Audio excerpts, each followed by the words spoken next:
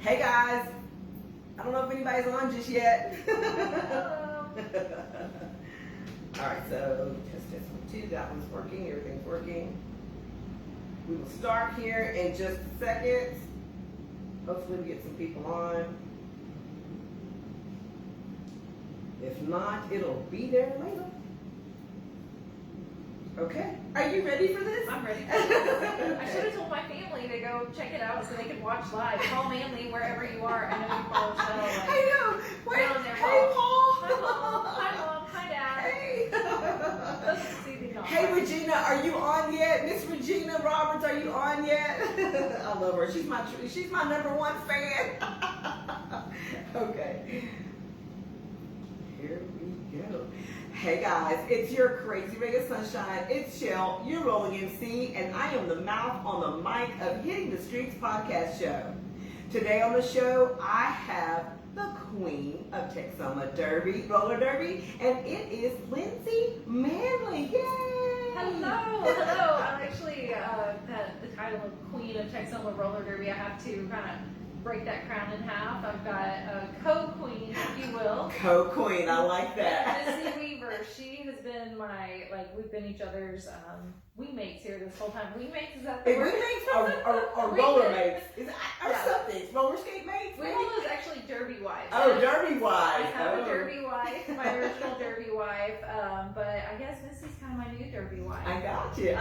It's just a term that you use whenever somebody's your BFF on the squad, and Missy's that, and she's been working just as hard as I am trying to make this happen, and spending a lot of late nights and coffee shops and bars, drinking and figuring it out how to make this happen. Well, tell us a little bit about yourself, Lindsey Manley.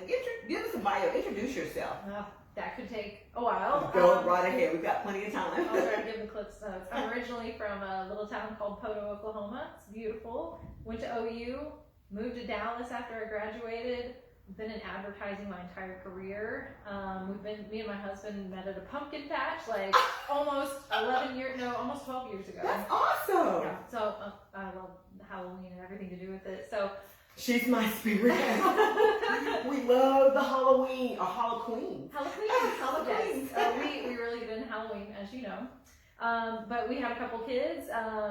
Before that, we were in East Texas. We lived in Tyler for a couple of years. Yes. And that's where I discovered roller derby. Yeah. It was the East Texas Bombers. I didn't know anybody in East Texas at the time, and I met this girl at the radio station, and she was in the bathroom. She goes, "You want to see something cool?" And she pulled up her pants, and she showed me this huge bruise. Oh my goodness. And I was like, "What is this? What's roller derby?" And she's like, "Just meet me at this warehouse at 7 o'clock. Just show up." So your idea came from meeting a lady in the bathroom and her showing the big bruise. Yeah. Is that what you're telling me? I was like, this looks like a fun way to meet friends and take out some aggression, and it transformed my life. I kind of lost a little bit of myself. When I entered corporate world down in Dallas, I did that for about 5 years, and it kind of drained the life out of me a little bit. So been there. When we moved to East Texas, I know I needed something to kind of bring me back to life, and roller derby happened to be it. I didn't know it at the time. So I showed up, thought I was going to sit there and watch and learn, but no, they made me slap skates on my feet the very first night, and I was horrible, like most people are who haven't put roller skates on in 10 years. But I stuck with it, and I loved it. I was never that great. Like, I don't want anyone to think. I was going to ask you, because, a lot of us skate, when we were kids back in the days, you just got out there, did you fall, you whatever. Yeah. And so, was that the same case for you? Did you have to learn, or did you have to, okay, yeah. Yeah, and I was used to skating on inline skates as a kid. Oh, gotcha. So, putting these quad skates on. Yes, she's got her skates here today, y'all. That was quite an adjustment. And I tried to, I was like, well, why can't I just use inline? And that's a no-no. In derby, really? We don't skate on inline skates, and don't even try. I think I used that hashtag. My bad. Yes. Use inline skates. I think I did. I need to untag that or unhashtag that. Those are making a comeback too. I've seen people talk about it. It's so weird. Since you started talking and doing this here, I have seen more things in my stream about roller derby. And just for the record, I watched that religiously. Yeah. Saturday night was the thing. Saturday night was the thing to watch roller derby, and Sunday morning was Wrestling Mania or wrestling with the Von Erichs. I never missed a Saturday night or Sunday morning wrestling with the Von Erichs. So you brought back a lot of memories for me. My mom and I would sit there and watch roller derby. Yeah. It was just awesome. You know? I hope you're not disappointed with what it used to be back then and what it is now. No. Have you seen the new derby? I have seen it's it. Okay, good. Because Yeah. a lot of people are thinking that we're out there throwing elbows Mm-hmm. and purposely tripping and knocking people over the rail. Well, first off, there's no track. We don't have a Right. bank track. Right. We skate on a flat surface. We're under an organization called the Women's Flat Track Derby Association. And so all we need is like 10,000 square feet to skate around in, and Right. always on the quads. The quads. Yeah. The quads. Gosh, I gotta fix that hashtag. Okay, so Sorry. I'll let that one pass. Thank you. I So, tried. so here's the thing. So guys, I decided when Lindsey brought this to light here in Texoma land, I was like, I'm so gonna do this. And so my husband and I, which by the way, my husband, Brad, B-Dog Street Dogs, come from roller skates. Like he grew up on skates. But mind you, neither him nor I have been on skates in at least 20 something years. So we went to go the first meeting just to go skate, just to see everything what's going on. And y'all, I put my first skates on years, and I rolled the ankle and fell on my butt. But somebody by the name of Brad just took off, and just as if he never even, exactly. I know. And so then we get out there, and I'm trying to roll around on that floor, scared to death, and he just passes by me like it ain't nothing. I was like, thanks. It just came back to you. That's so great. I know. I'm sorry. I know, it did not. It did not. And so I feel like everybody's passing me, including my husband. That's okay. It takes time. It does. Your body changes. I mean, 20 years is a long time. Yeah, it's A for sure. lot of things change. The skates have changed. I do have a pair of like original 70s roller derby skates, and woo, those are not fun to skate on. Oh my goodness. I don't know how they did it. It was going to be part of my costume this year. I was going to be the Kansas City Bomber. Oh, yeah, okay. Yeah, I just had not. And you just made me think of something. Did you have somebody that inspired you that was a part of the derby leagues? Did you follow any one of the girls that you felt like, hey, that's me? Yeah, well, it's who I would want to be. I mean, so locally we had some really great skaters, and of course I looked up to all of them, and most of them were really good friends. But there are some skaters that are, part of the Texecutioners, and the girls who started this, that I did look up to them whenever I was first skating, and I still do. Some of those girls are getting to probably about retirement, because this is so hard on your body. I cannot imagine doing this over, I don't know, 60. And there are some women that are still doing it. I know. There's some tough words. Okay, so tell me, how did you get your name, Paranormal Activity? Oh, that's another We journey. want to know. We want to know. So ever since I was a kid, I have just been infatuated with everything paranormal. I'd read every book I could get my hands on. Had some experiences growing up. And in the last 10 years, Paul and I have moved to a few different old houses, and we've had a few experiences there as well. So Paranormal Activity was available, and it just that's true. Fit. Yeah. It's a combination of, I say my former life, because I did used to be a paranormal investigator with the Dallas area. Shut up, I did not know that. Oh my God, no, I did not know that. Dallas Area Paranormal Society. Lindsey, I did not know that. What? It was only for about 2 or 3 years, but That's awesome. had a lot of fun and adventures there. Saw Sure. some really interesting things. Traveled all over the state. Yeah. My favorite story from that was we went on a trip up to Kansas, Holcomb, Kansas. If you're a true crime fan, you know what Holcomb, Kansas is. I hope everybody knows. That's in cold blood. That's we actually got to go to the home where the murders occurred. Did you really? Yes, the woman who lived there, I think she may still live there, Donna Matter was Yes. her name. She was my parents' neighbor, and she does not let anybody in that house. TV shows show up and try to come in. They bus people over from like different countries. Yes. And she's told them all no, and I got in that house. You got in the I house? got in the house, and it was pretty neat. Now she doesn't think it's haunted, and we came to just see if maybe there was something, but just being in that and part of history like that. Truman Capote wrote the book In Cold Yes, Blood. yes, If he did. Capote did. listeners are Anybody Yeah, else? in case anybody's paying attention or watching and listening, that is so true. I did not know that. We have to come back and talk about that another I time. will show you the pictures. Oh, wow. I knew every single spot where everything happened in that house. Wow. Yeah. Oh, my goodness. Her family was murdered. Paranormal activity. That's awesome. I'm so sorry we've never talked about No, that. we never have. I was a Okay. ghost hunter. That's what I need to be. Put that on my resume. Sue, another question that I have for you, which is something that we have talked about coming to the meetings, to the Texoma Roller Derby meetings, is the adversity and the things that you guys and all of us have been trying to do. We've been trying to get out there to learn more about this and to skate, but it seems like COVID has been a challenge for this group. So tell us a little bit about what's going on and where we are right now. So, of course, we decided to kick this all off, me and Missy, right when COVID was going on. Yeah. And we knew it was going to take time. There's a lot of paperwork that has to be done. We knew we wanted to be a nonprofit. And so we knew we had a lot of work to do. We decided to have a meetup to see if it was even worth it. Sure. If 10 girls showed up, we knew, that wasn't enough interest. We had, 50 girls show up. And then Derby Hell found out about it, and I got roasted. Really? You know what Derby Hell is? Yes, I do. Yeah. Oh, There's a place on the internet. yeah. It's on the internet. Yeah, I was going to say. It's called Derby Hell, and I got crucified, sacrificed in Derby Hell for having a meetup. And I was very careful about that meetup. I encouraged masks. I think I made them mandatory. Oh, no, you made them mandatory. Yes, you did. Because this was before we had any vaccinations or Yes, anything. that's So correct. I knew it was iffy, but Grayson County is a little different than other parts of the world that Sure. were watching us. Texas is a little different. Let's The just whole- say it out yes. loud. Let's just say The that whole out loud. So I made us meet outside. I made a space. We were there, Mhm. and then I asked if everybody would wear a mask. Yes. And oh my gosh, I got my butt handed to me. Really? Derby Hell. Yeah. Oh my gosh. Yeah. It was people in different states, different northern states that Oh, gosh.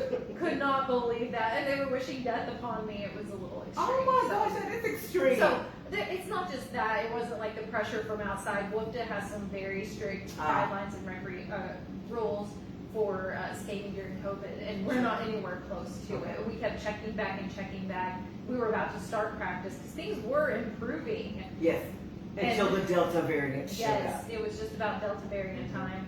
And, some people are like, who cares about WUFTA? You can go do your own thing. But first of all, I do care about following the rules. That's really important. And one day we actually may want to play WUFTA teams. Hopefully we'll be able to do that in several years. And I don't know if they're going to not allow that, but I'm sure they'll remember you. I'm We sure. held the whole world back. So And the safety of the team too as well. And I know you care so much about these women. I mean, just you and everybody that's been a part of this. It's also a safety thing too as well. And we get that. It's just so funny how you get going and there's always another challenger and roadblock that come up against you. But still, we're all still a part of it. There's a lot of people that are still skating and practicing. Lord knows I need to. I need to too. I took a little break and I need to get back to it as well. Okay, so what's in store? And I know you're talking about the challenges and what we can't do. What can we do? What's in store for us in the future for roller derby? For roller derby, as soon as we can, we're going to go back to practice. The Boys and Girls Club has been so kind to open their doors. I'm on that board, so kind of negotiated something with Brian. But finding a practice space is a challenge that a lot of leagues face. They're either too expensive or they don't exist, and that kind of prevents people from even being able to skate. But thank goodness for that. But yeah, as soon as we're allowed to practice, we'll get back together and we start with the basics. We try to show everybody that. We did a little mock practice. First thing you do is fall. We're gonna that's all we do over and over. Roll that ankle. Yeah. If you fall properly, you're not gonna roll that ankle. Right. But even after lots of training and coaching, and if your body is even perfectly conditioned for this is a dangerous sport, and people still get hurt. Yes. That's actually what put me out the first time. I was playing in a bout, and no, I wasn't in a bout. We were going to our next bout, and we were scrimmaging, and I broke my ankle. Ooh. During a scrimmage, I was so upset. I heard it pop. Paul was out of the country, so I'm in this big old house by myself with a broken ankle. Can't get up and down the stairs. It was a nightmare. But it's good that I have that experience. Sure. We had excellent insurance, and it was still pretty expensive because I did have surgery. I still have a rod in there. Bionic now. Yes. The doctor We're still said, calling you the bionic woman. yes. The doctor says I can't break it again, but I do have another ankle. So Yes. I'm gonna be really careful. But you can get injured, and these injuries can be really expensive. So that's something that I've been extremely transparent with all the girls. You know, like. Yes, you have. You cannot skate with us if you don't have insurance. Sure. And that is to protect you, because if you have an injury like that, and that was a pretty small injury compared to what I have seen. There's a whole derby. I forget what it's called, but there's a page on Instagram that's dedicated to roller derby injuries. Ooh. It'll really make you rethink the whole thing. Oh, I need to look that up. You should. Just because Everybody kind of needs to see it. what Yes. happened. I know you encourage insurance, and you also encourage padding and headgear. Not just encourage it. If you show up and you do not have one of these items, so we go from head to toe kind of. You got your helmet, your elbow pads, your wrist guards, knee pads, and the rest is just kind of be careful. Yeah. If somebody shows up to practice without one of these things, they're not coming to practice. Gotcha. And we're going to be really strict about practice. You have to come to, I think you can miss like one or two. Yes, that's right. I remember you saying that. You've got to be committed. Yes, You've got to be attendance committed. is so important. It's not one of those things where you show up once a month and then you show up to skate and about. No, there will be very strict guidelines and rules, and that's what we were going to go over that day at the mock practice. But we weren't going to start. So. No, there's no need until we get out there and skate. Another question I had for you, and then we're gonna change the subject a little bit. You made this nonprofit. Yes, we decided to make it a nonprofit for several reasons. Actually, back in East Texas, somebody had set it up. I think it's just an LLC, and the entire time that I was there for those 2 years, we were trying to become a nonprofit, a 501c3 nonprofit. And part of that is so when people are making donations to us, that they can write that off. So we understand the tax break there, but then it also we're not going to be making money. Our intention is to have enough to operate, do some cool things, but also we like to give back to nonprofits in the community. That's so good. We're a nonprofit giving to other nonprofits. That's really it good. just feels good. Yeah. When you get money involved with it, and you start paying skaters and coaches, that gets a little messy. Yeah. So we'll have a lot of expenses. It's not a cheap sport. We've got and people can just make donations, correct? Absolutely. Yeah, when we get there, we'll need donations and sponsorships and all that. Okay. And when we came out about this, I had several people say, "Hey, I'm ready to be sponsored," and I was like, well, "We're not ready for that point yet." And I'm still saying no. Some people are really ready to pull the trigger. And I said, "I don't have anything to give you," and I'm so glad that we did not take anything from anyone because we don't have anything. Yeah. And it's probably going to be next year before we have it out. Yeah. It's going to take time to train those girls. It is, and not only that, you want to make sure, pandemic-wise, that we're at a point in place that we can do it freely and not having to feel like we have to make all these other adjustments and stuff. So I totally get that.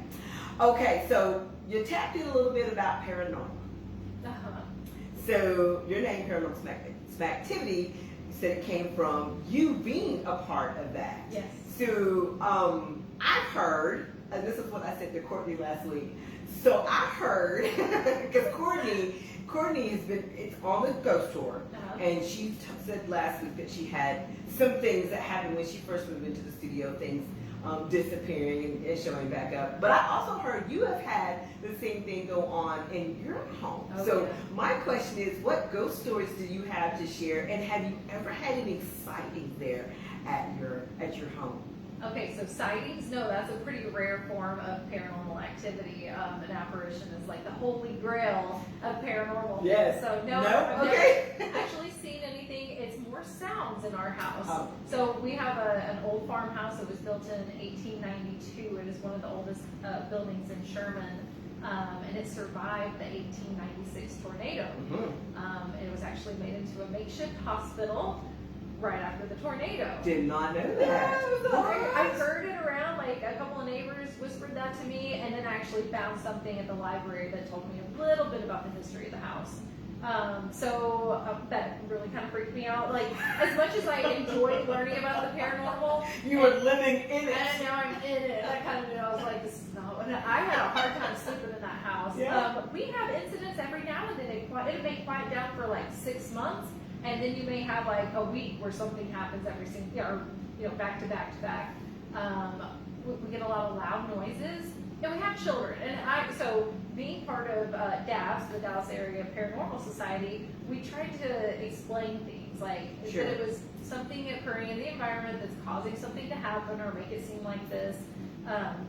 So I'm always trying to think logically. And Paul. Like, Paul's even more than that. So he will tell you, like, none of this is true. Or Sounds like somebody else I know, somebody that I live with. But I'm not going to go down that road. They're super skeptics. So the most recent one that I can think of, Paul and I were sitting in the living room, just watching a movie. The girls had gone to bed. And the kids, once they go to bed, they stay in bed. And if they don't, they come downstairs because they need something. Sure. And it'd been about an hour since they'd been asleep. And all of a sudden, there was this loud boom, crash. And I look at Paul and I'm like, that's gotta be one of the girls. But what are they doing in our bedroom? Because from where it happened, it was just above us, which is where our master bedroom is. And it shook the house. I was like, they must have walked across, jumped out of the bed, but that just did not seem right. Right. And so I creep upstairs. Those babies are fast asleep. Oh my gosh. That was terrifying. I bet it was. Did you ever find out what it was? I never found out what it Was it was. on the floor? Was the bed moved? Anything? I thought if it wasn't the kids, I thought the shingle, or not shingle, the light in our bedroom had fallen. It was that loud. Shook the house. Like, my dog even looked up. So before that, the room at the very end of the hall, that used to be the nursery. And we've had a lot of problems with the lights turning on. Like, I'd put that baby down to bed, and I'd go downstairs and clean and pick up and spend some time down there, come back, that light is on. And you know it's not the baby turning the light on. It wasn't, no. I mean, the baby can't turn the light on. Do it. Yeah, I'm just saying. It can't be the baby. And then the weirdest one is Paul's favorite one. June, when she was a little baby, she had this stuffed meerkat. So it stands up, he's skinny and tall, but you have to stand him up. And you have to actually do that, or he won't stand up. And I put her to just down for a nap with the meerkat, because she couldn't be apart from it. And I look at the monitor later, and just to see if she's still sleeping. I remember it was like the middle of the day. And I look and there's something outside the crib, and it was the meerkat standing up on its hind legs, staring at her. Like, I have a picture of the monitor. Like, it is the creepiest thing. And I tried. So the logical paranormal investigator in me thought, okay, try to recreate this. Sure. And so, like, because her bed was it was low to the ground at that point. And so I kept trying to throw it out there. I could never get it to land on its feet like that. And she hadn't climbed out. It was the weirdest thing. Oh my gosh. Oh my It didn't gosh. sound weird. There's just been incidents Like that. Mm-hmm. So have you, and this is just curiosity for me, have you ever set up the equipment to even see? Nope. You don't want to No, know. and that's exactly. You don't want to know. I have equipment. I was going to ask you, do you have I have equipment some and things. an EMF and all that to be able to set it up and capture? One of my birthday presents, like 12 years ago, from Paul was a melmeter. Yes, You know about the yes, I do. melmeter? I did. It's a really sad story, but yeah, I have a melmeter. And I have, what else? I think I have an EMF. You have an EMF detector? And then your phone does so much now. Oh You my take gosh. pictures and record. Girl, I had an incident, and me and Courtney talked about this last week on the Touch of Class, and it's weird because the incident that I had on the 4th floor, she had something similar in the same area where I had mine. Okay. But here's the deal: when I came home, crazy stuff started happening at home, and I was like, my mind was like, did you bring something home? You know, it just happens, and so I had the EMF on my phone, and I turned it, you know, and just things started happening that I spooked myself. I spooked myself so bad that I called my son, and I was like, can you come over here? I'm at the door. I am ready to run for it, because I was like, I don't know what's going on right now, what's happening. Anyways, moving on from that day, I just kind of went, you know what, it's all in my head, Yeah. So I worked from home, and normally I'm there by myself, and that time I worked from home by myself. And this was the girls' room, my granddaughter's room. And so I'm in there just doing my thing. I get out, I take a break, I'm putting some things away, and I hear this marker roll across the floor. And of course I said, what the fuck is that? I go peep around there and I'm like, I just go in there and I was like, if you want something, you need to say it now. And then I'm thinking to myself, please don't say it. So I pick up the marker and I put it back to see if it would do it again, and it didn't. So Mr. Wells comes home and I said, dude, let me tell you what happened. And so I told him what happened. He rolls his eyes and says, the house shift, the floor is uneven, blah, blah, blah, blah, blah. I'm like, if it's that uneven, why didn't the rest of the markers roll over? Yeah. It was just one marker. That's bizarre. It was. I didn't think so. Nope. He'll tell you nope in a minute. He'll tell you know what he tells me? You know what he tells me? Stop watching that shit on TV. We're never gonna stop watching it. We're horror movie fans. We are. Yeah. I said, what? He goes, you can stop watching that shit on TV. I'm like, I'm telling you, that thing rolled across the floor by itself. Something's in the girl. Anyways, It could be. Is it better? you know what? There's still, I don't even tell him anymore. There's still things I hear, but now this is terrible to say, but when you get used to it, you just kind of go with the flow now. So you nothing bad, you know. And as far as the girls, my middle one, granddaughter, has told us there's something in there. She has said, one time her mom came over to pick her up, and she came in and she was like, come see my room. You know, we all talk, hang out together. And she came in there, and my middle one, she was like, this is where my sister sleeps, this is where I sleep, and this is where the ghosts sleep. Oh. And pointed over to the tent. Unprompted too. Yep, and kept going. Just kept going. We all looked at each other, and I was like, girl. Talk about that one later. I know. Yeah. Why you telling secrets? And I'm just kidding. But it kind of threw us for the loop because she said it just like it's just natural. Yep. And then I'm thinking her mom's looking at me like, no, I don't know what she means by that, Yep. you know. But it's just weird things. But I don't know if seriously, just from what happened to me with the touch of class and then coming over, I thought it's just my mind playing tricks on me. That's kind of how I chalked it up. Okay. And I just leave it alone. Alone, you know.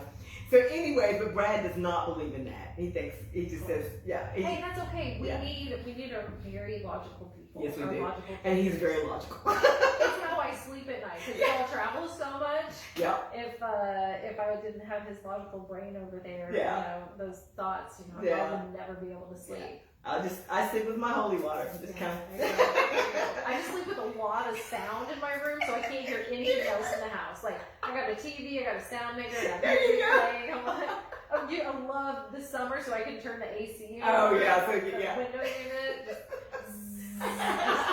That's funny. Awesome. Well, we're about out of time. So before I let you go, before we wrap up, please tell us where we can find Texoma Derby, roller derby. So right now we just have a Facebook page. Okay. I may have created an Instagram account, but it's Texoma Roller Derby. We are keeping people in the loop there. Right now, like I said, we're on a pause, and as soon as we can and it's safe for everybody and we feel like it's safe for the girls, we'll start practice. And we got a lot of work to do. So don't count on it for 2021. We're looking at 2022. I need to get in shape. I know. If you're listening, my skaters, if you're listening, like take this time to, you know, do some off-skate training, you know, work on your cardio. Mm-hmm. I guess we're going to have to do recruitment again, which breaks my heart, but We got this. I think we're still going to have more, but I feel like we found a good, dedicated 50 girls, and that's what I was aiming for, but we could add to it. Well, I appreciate your time. Thank you so much, Lindsey, for being here. Thank you for letting me come on. This is really fun. All right, I love guys. talking about this. All right, guys, that's it for tonight. This is Shell, and I am out of here.